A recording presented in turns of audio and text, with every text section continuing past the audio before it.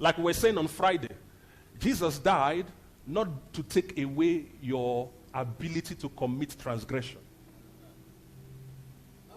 But he actually died to address the consequences of the transgressions you will commit. That's why even though Jesus died, we still make mistakes. And I defined mistake on Friday to be something your flesh did that you do not agree.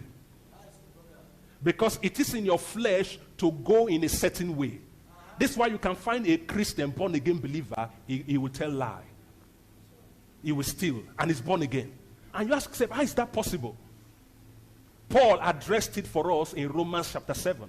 He said, the things I want to do, I find myself not doing them. The things I do not want to do are the ones I find myself doing. And we addressed that for transgression. We also addressed it for sickness.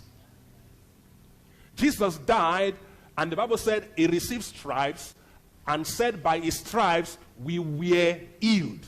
Yet we fall sick. Yet we contend with sickness. You would expect that if Jesus died to take away sickness, then a believer should not even fall sick. And the Bible told us in 1 John that Jesus died to procure for us forgiveness. Not only for us, he said, but everybody on the earth. This is why you notice that healing does not come only to Christians. It also comes to unbelievers. Because Jesus, what he did was to procure it for everybody. But we still contend with sickness even though we are born again. Why is that the case? It's because what you do not know and realize you have, you can suffer for it. If God has given you something and you do not understand that you have been given, even Satan will come and cause you to be deprived of it. And what will be awaited in the unseen realm is what you will do, knowing that you have been given something and you are suffering for lack of it. Something you have, you will suffer the lack of it. That's the entirety of our journey in this earth.